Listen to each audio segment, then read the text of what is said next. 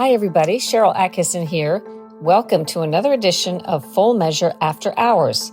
Today, the House Oversight Committee and ongoing deep state resistance to the Trump agenda and Trump's appointees. This week, I speak with the powerful Republican chairman of the House Oversight Committee, James Comer of Kentucky. I really feel like I got some fascinating insight. We talk about the fight between Trump's cabinet-level appointees, including Pam Bondi at DOJ and Kash Patel at the FBI, and what he calls the deep state resistant to the new agenda. We touch upon the fight over releasing all of the classified JFK files and the Epstein files, and at the time of this interview, the Trump DOJ was still withholding the Epstein files from the Oversight Committee, just as the Biden administration had done before it. We're also going to talk about the IRS and FBI whistleblowers and their fate, the committee's Act Blue investigation, Hunter Biden, and basically a federal government adjusting to and largely doing combat with the Trump agenda in his second term. Here's Congressman James Comer.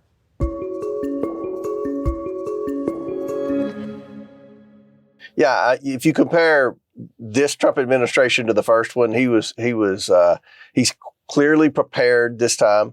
He had an agenda. They were very quick to do their executive orders. They've been very calculated in how they've done the executive orders. A lot of the executive orders, they anticipated court challenges, and they're lawyered up and ready to go. So I think that the progress that the president has made coming out of the gate is unprecedented. I'm very satisfied with that. Now, he's put some cabinet secretaries in, and as we all knew, they're going to face a lot of deep state opposition from within. You've got every government agency from the Department of Justice to the EPA that is fully employed by left-wing activists that are going to do everything in their ability to obstruct and to slow down all the progress and momentum that President Trump has coming out of the gate. So I think the president's done a tremendous job. I think a lot of his cabinet secretaries have done a really good job. And a lot of them are unfortunately facing a lot of internal battles that I'm optimistic will win at the end of the day. Is the Oversight Committee following any of these issues, such as release of these documents, including the Epstein documents? And do you know what's going on with that? Yeah, absolutely. I appointed a task force led by Anna Polina Luna, who's very persistent. And we're trying to follow through on the president's directives to release certain classified documents, what we call our American secrets. If you'll remember, when President Trump ordered the declassification of the JFK files, we found out a few days later that the bureaucracy only released a handful of documents. They still kept thousands of pages. So our task force is, trying to reach out and question the bureaucrats, figure out which bureaucrat didn't comply with the orders. Same thing happened with the Epstein files when Pam Bondi thought she was releasing the Epstein files. It really wasn't the Epstein files, obviously. So that task force is kind of working on very hard behind the scenes to identify which bureaucracies and which bureaucrats are not complying with the president's orders. And that's a common battle that a Republican president faces in this town. You've got, when a Republican wins the White House, they come in and they appoint Republicans to be cabinet secretaries, but then they have thousands of employees that are protected by the civil service system, protected by merit or tenure, whatever you want to call it, that just will not follow orders. That's why we want to reclassify a lot of the federal employees to what's called a Schedule F employee, which means if you don't follow the orders from your cabinet secretary or division manager, then you can lose your job, which is what would happen in the private sector. So, the task force is going to try to follow through because you're just dealing with a lot of bureaucracies. There's a reason the government doesn't want to turn over all the JFK files. There's a reason the government doesn't want to turn over the Epstein files. So hopefully our task force in the Oversight Committee can push these agencies and these bureaucrats to do what they're supposed to do. Do you anticipate the task force or the committee will have hearings and will actually have names named and there'll be accountability to that? I do. And Anna Paulina Luna's chomping at the bit to bring some of these people in. So, there aren't many people in this town that want to come in front of the House Oversight Committee. I mean, you can ask NPR and PBS about that yesterday, or the 4 mayors of the sanctuary cities, and the list goes on and on and on. The former Secret Service director, if you come in front of the House Oversight Committee and you've been behaving badly, it's not going to end well for you. So hopefully we'll see some more movement on these documents. But again, it's just a perfect example of what Pam Bondi, Kash Patel, Brooke Rollins, whoever, Lee Zeldin, doesn't matter, whoever the head of a cabinet or agency is, they're going to face internal opposition on a daily basis. Have you gotten any top-line information on specifics of the documents being withheld, particularly on the Epstein case from the FBI office in New York? No, I have no idea. The excuse they always use, and I dealt with this in the Biden investigation, was there's an ongoing investigation. There's an ongoing investigation. Well, there's always an ongoing investigation. There's probably been an ongoing investigation of the Kennedy assassination since the 60s. And I'm sure there's an ongoing investigation in the Epstein drama. But at the end of the day, the president's ordered the release of these files. There has been enough time passed to where the American people deserve to know who, at the very least, was on that list. Do you think we now have all the JFK files, or they're in the process of being posted and so on, or is there still more to come? Well, I would say that we've probably gotten pretty much what we're going to get. The question I have is, were there documents that have disappeared over the last 4 decades? And that's probably a possibility.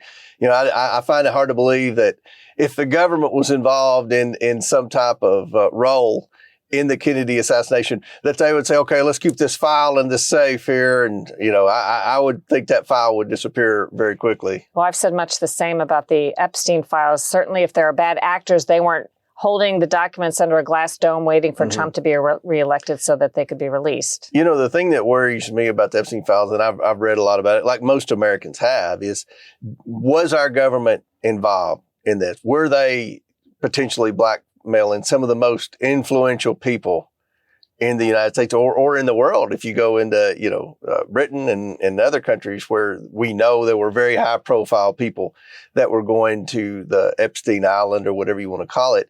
And if so, the government knew that there was possibly human trafficking, that there was, sex with minors and things like that. What were they doing? What were they, what role were they playing in this? What was their motive? And if that was the case, I find it hard to believe that any type of evidence of that would still be in existence. Including videos. We know there were videos. Because there's a lot of liability there for the government. I think at the very least, there are 2 questions most Americans have. Who was on the list? And did our government, play any role in evaluating that or spying on that, or were they involved in any type of blackmail attempts or anything to get information? I mean, there's a lot of questions that people have that I think the government should answer now. Enough time has passed, but we're still battling that battle. The administration, one official stated on the record that they're working very hard to prepare for prosecutions, that they're looking through these documents. Is there also a role for the Oversight Committee in this? Yeah, I mean, we want to work with the administration any way we can. And I've delivered that message to Pam Bondi. I've had, a couple of good conversations with Kash Patel and John Radcliffe. We've been on the front lines of battling the deep state. We believe our government has been involved in a lot of things that they shouldn't have been involved in. We believe that the government has provided information that was incorrect from a national security standpoint, dating all the way back to George Bush and Iraq had weapons of mass destruction. I mean, it's been a credibility crisis at our intelligence communities. And obviously we fought with the Merrick Garland Department of Justice.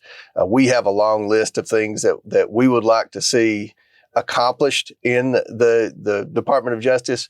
We have a deep state list that we believe these employees need to be deposed at the very least. To see, to answer basic questions. Why did you cover this up? Why did you provide this statement? Why did you sign the letter saying that the laptop was Russian disinformation when you knew darn well it was not Russian disinformation? So there's a lot of questions that we have, a lot of people that we believe need to be held accountable. And we're willing to offer our services. We'll work in depositions. We'll have public hearings. We'll do whatever, but we need to work with the Department of Justice. Are you waiting for the green light from them, or are you already working to schedule hearings on these types of things? We're waiting for the green light. And why haven't you gotten it yet? Well, I don't know. It's there's a lot to do. And Pam Bondi is walking into an agency that's hostile towards her. There's no question about it.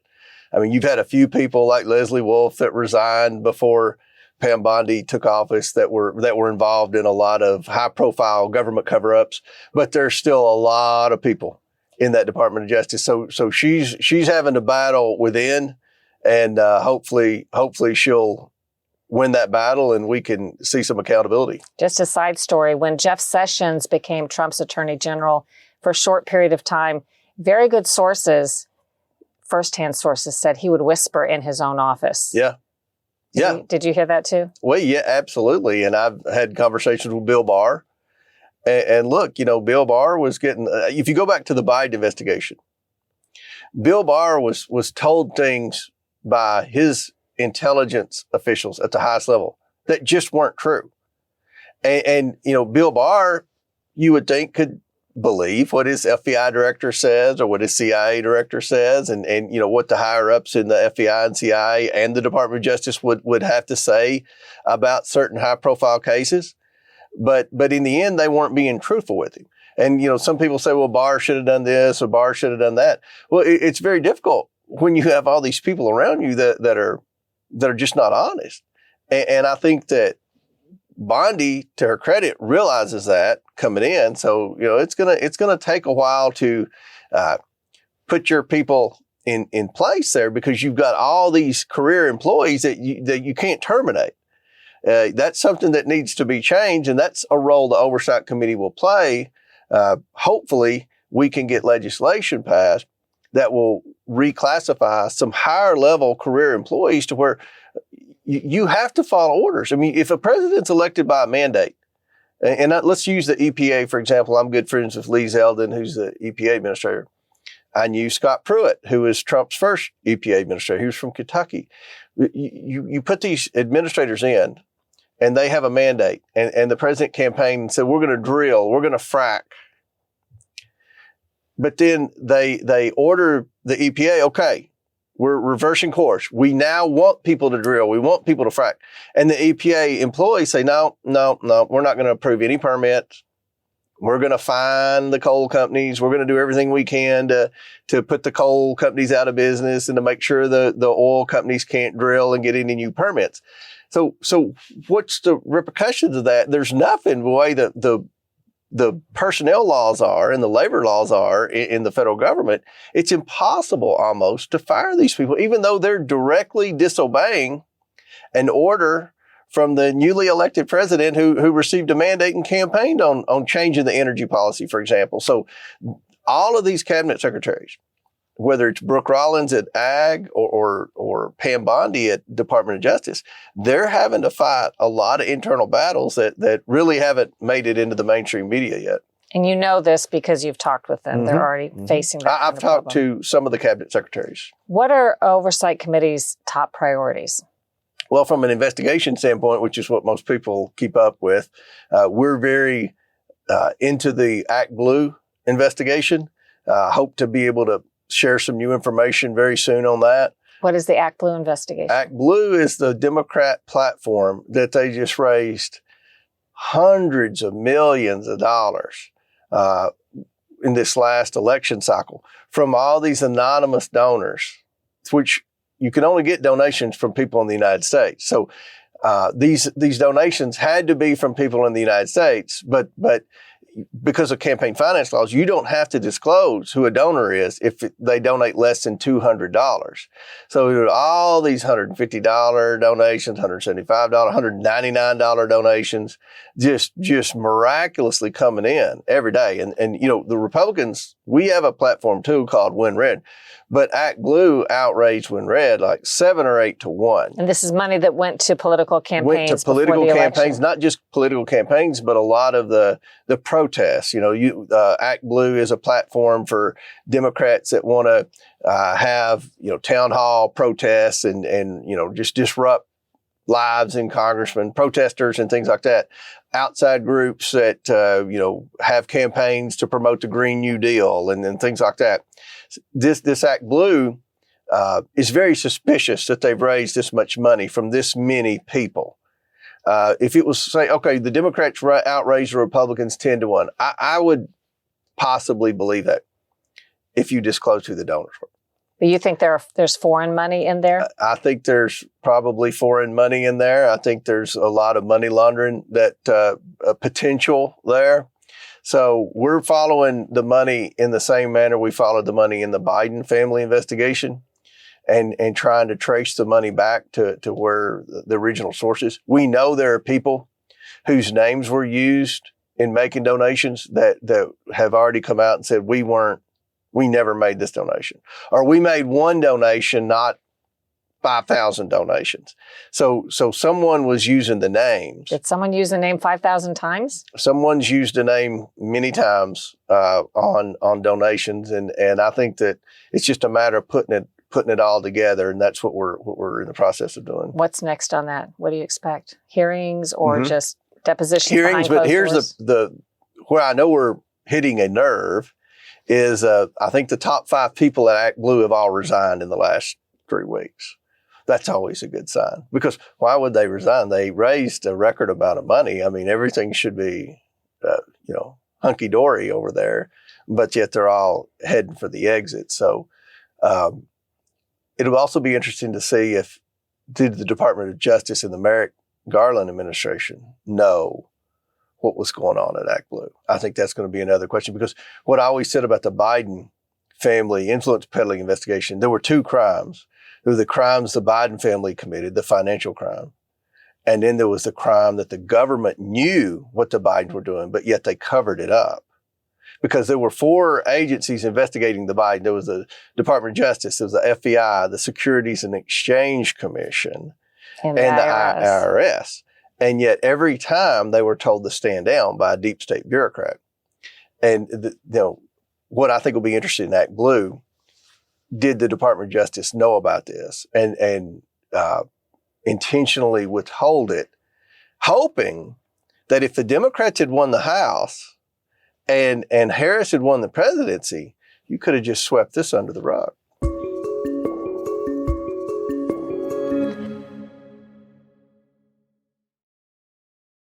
To the Biden family investigation, the book that you wrote, and the investigations that you did, from what I saw and from what I looked into myself, really uncovered incredible detail about what happened and how much money came to the Biden family clearly. And I don't think even the Bidens denied in many cases that it was only because of the influence that Joe Biden was perceived to have. And there was so much detail in there about, as you said, the government agencies being told to stand down on certain investigations, particularly the IRS whistleblowers who wanted to follow the trail all the way to Joe Biden, but were told they were not allowed to. In the end, after all of this, nothing much came of that. Nothing was done with it, hardly. Well, Joe Biden pardoned his entire family on the way out. But with respect to the whistleblowers, Jim Jordan and I have really been pushing the whistleblowers to be promoted in this new administration. And fortunately, they were. They're going to be very high up at the IRS now. So we're excited about that. That's going to bring credibility back to the Internal Revenue Service. And then you've got the people at the Department of Justice. We've had a couple that have resigned. Leslie Wolf was one of the people that was involved in the cover-up of the Biden crime family schemes.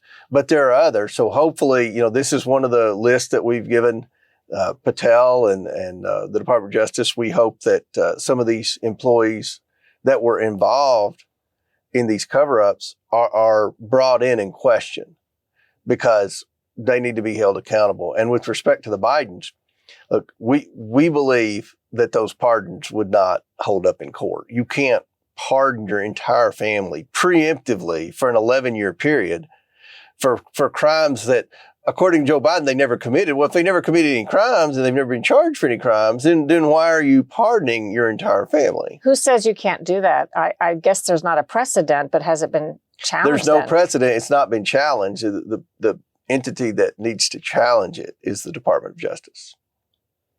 Two more areas, and then if there's anything you want to speak to.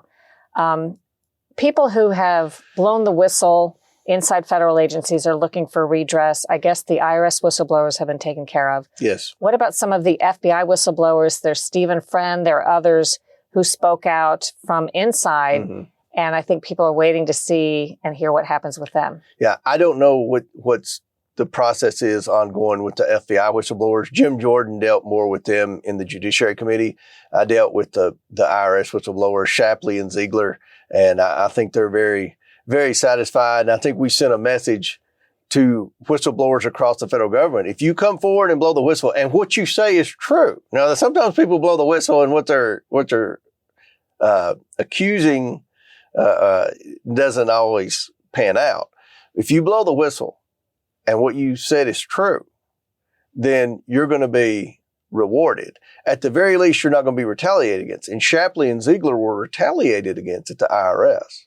So, we've got a Treasury Secretary and a soon-to-be IRS Commissioner that know full well what Shapley and Ziegler went through. Jim Jordan and I made sure of that. And I think they're going to be rewarded, and they should be rewarded. Those are the type of government employees we need. They risked it all to do the right thing. As you know, government is littered with stories like theirs. Mm-hmm. Things never turn out well for the whistleblower. That's right. It would not be hard, it seems to me, but for the fact that there's not enough support, for Congress to pass a law that designates special status for whistleblowers who tell the truth, mm-hmm. where they are encouraged to come forward and provided not the whistleblower laws on the books, which are not helping them, but where there's not this upside down dynamic where they're punished and face retaliation. Yeah. Even if their jobs are protected, they're still kind of ruined. Seems like there would be a way to flip that in government and say, these are the kind of employees we want, to reward them, to hold them out. I agree. And one of the upcoming hearings that we're in the process of talking about is one that deals with whistleblowers, just to have people come forward that blew the whistle and tell their story and what advice do you have for other whistleblowers? What can we do to protect whistleblowers and ask them questions about how were you retaliated against? So I think that's going to be a good hearing, because if you're doing oversight like my committee does, you have to have whistleblowers. We can't make it without whistleblowers, because, anytime we request information, if you've got a hostile administration like the Biden administration was, and a hostile attorney general like Merrick Garland, they're going to say, well, we can't provide that because there's an ongoing investigation. I said that earlier in the interview. I heard that 10,000 times over the past 2 years. Well, we can't turn that over. There's an ongoing investigation. We're hearing that with the Epstein files now in this administration. So who's telling you that? Well, that's what when we request information, if they don't provide it, that's what they say. There's an ongoing investigation. Some liaison to Congress tells you that? Well, whoever replies to our letter or subpoena, that's what they say. There's an ongoing investigation. So even now they're citing that for Epstein? We've been real careful to try to let, some of these cabinet officials get established and things like that. The task force has asked for, the Epstein list and things like that. And that's been the reply thus far, but they still say we're going to release it. We're in the process of releasing it. We just got to make sure nothing is released that compromises the ongoing investigation. And then the last area I wanted to talk about was the efforts to shrink government. Mm-hmm. Maybe Donald Trump is the first one that can kind of do this in a meaningful way in a long time, because as members have told me for many years, you don't win votes or make friends by ultimately cutting jobs and cutting grants and money going out the door. So how is that going, and what role does the Oversight Committee have in all of that? We're going to play a big role in this reduction in force. That is clearly in our jurisdiction. Or when you look at a government agency, most government agencies, the biggest expense in their budget is personnel. We have too many federal employees. And there are some great federal employees. There are some employees that are working hard, and there are some employees that are probably working hard in agencies that we don't need. But at the end of the day, we can't continue to spend $2 trillion a year more than we take in. We can't afford the size of the federal government that we have.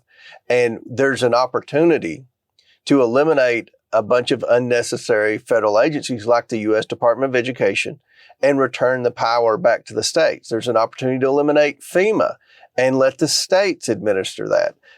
That would solve a lot of bureaucratic nightmares that we deal with in our office every day. One of the biggest things I do from a casework standpoint, not being chairman of the House Oversight Committee, but being a U.S. representative for Kentucky's 1st Congressional District, is help people navigate the federal bureaucracies. If you can eliminate the bureaucracies and let the states make education decisions based on curriculum, for example, let the states make decisions on how do we pay for debris removal after a storm, then I think that solves a lot of problems, and it eliminates a lot of unnecessary waste. The spending for these federal employees' salary and benefits and office space is enormous. And it's not just an annual thing. It's for life. If they, when they retire, you're paying, the pension for the rest of life, the health insurance for the rest of life. And for better or worse, we can't afford that anymore. And to Donald Trump's credit, he is stepping forward and saying, look, we're going to eliminate a bunch of agencies. We're going to eliminate a bunch of positions. You just look at the DEI. I mean, it's illegal to discriminate. So Democrats try to say, oh, you're going to eliminate DEI, you're going to discriminate. No, it's already illegal to discriminate. If someone gets fired because of their race, they can go to the personnel cabinet, the personnel office. Every government agency has a personnel office. This DEI was an unnecessary added layer of bureaucracy that was used just to harass people in hiring. And we can get rid of that DEI and save a lot of taxpayer dollars and still protect workers from being discriminated. But does Congress have to, and will they be doing things like passing a law that eliminates the Department of Education? So on top of the executive order, as there are legal challenges, I think that would make some of them go away, right? I've got a bill in the House, and Mike Lee has one in the Senate that's going to help expedite some of these executive orders and allow Congress to do an up or down vote on things. And I think the public's going to support a lot of what President Trump's doing. So we're trying to do everything in our ability from a congressional standpoint to follow through on these executive orders and try to make them permanent. Back to a question from earlier, though. It's not a popular thing when you have to go out and raise money as a member of Congress to be reelected every couple of years to make cuts. So is there pushback behind closed doors from other Republicans who don't want to do some of this? Oh, yeah. I mean, we've got some guys that'll never be in a book called Profiles of Courage, if you know what I mean. I mean, you've got members of Congress that their number one priority, in my opinion, is self-preservation. And that's unfortunate because this is a once in a decade opportunity, maybe a once in a lifetime opportunity, where you've got a Republican president that actually wants to do something, a Republican House and a Republican Senate. So, the reconciliation bill is vital because we don't have to get 60 votes in the Senate. Anything that can be put on that reconciliation bill needs to be put on it. It needs to be one bill. It never needed, it was pretty frustrating me sitting back watching members of the Senate and a few members of the House, the ones that would be the ones that you just described that didn't want to do anything, say, oh, well, let's do two bills. They do two bills because they don't want to have to vote because it's a tough vote. When you vote to eliminate somebody's position, someone in your district loses their job, they're going to be mad at you. They're not going to vote for you, more than likely. And their family's going to be mad at you. So at the end of the day, it's a tough job, but you signed up for it. This is the job we signed up for. Do you have enough of a margin, Republicans in the House, to overcome that? Because it's so narrow. Well, there's one thing in our favor on that. If you ask me that and, we've got a common Republican president, I would say no, there's no way we'll pass it. But President Trump's so popular with the Republican base that I think that he can push it over the line, because there's always going to be 10 or 12 members. I don't care what the bill is. They want to be holdouts. They want to get on TV. They want to tweet. And what I've told Mike Johnson, I said, just let Trump deal with it. All right. Do the whip count, put it on the floor for a vote. And if somebody votes against it, let them have to take a phone call from Trump. That's what happened with Victoria Sparks. That's what happened with Joni Ernst. I mean, I could start naming names of people that said they're not going to vote for President Trump's nominee for this, or they're not going to vote for the blueprint for the reconciliation bill. Let President Trump talk to them. Because if you go against the mandate that President Trump received, now, there are things that a lot of us wouldn't do just because President Trump asked. But if President Trump asks to do something that he campaigned on, that he's been transparent about, that is clearly part of his agenda, that's a different deal. I think my people, I won my last district, my last race, my last 4 races by 50 points, 75-25. But if I start going against President Trump's agenda, people are going to be mad at me in my district. So I support the president's agenda, the agenda that he campaigned on. If something pops up, a grievance or something, that's a whole different scenario. But if he campaigned about eliminating the Department of Education. He campaigned on reducing the size of the government. That's his agenda, and I'm going to support it.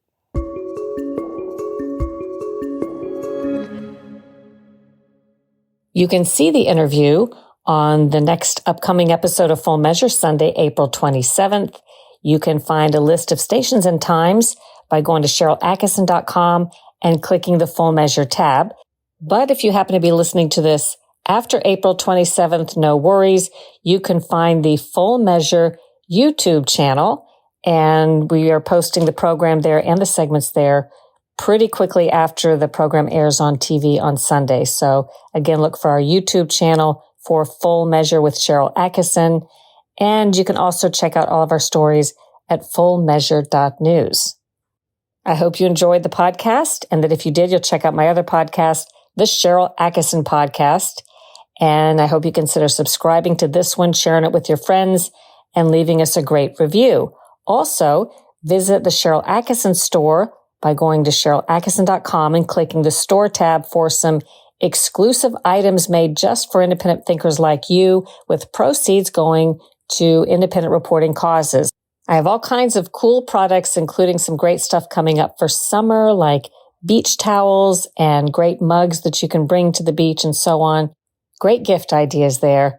And speaking of that, if you haven't already checked out my 5-star bestseller, Follow the Science, How Big Pharma Misleads, Obscures, and Prevails, that's a great gift for somebody who cares about their health and would appreciate insight on the deep corruption inside our medical establishment, scientific journals, medical schools, and among our doctors, without some of them even understanding or knowing that they're subject to so much corruption. But it tells us a lot about why we're in this situation we're in today, with so many chronic health disorders exploded out of control, as our doctors and public health officials in many cases seem almost not to notice. That's Follow the Science, available everywhere. Do your own research, make up your own mind, think for yourself.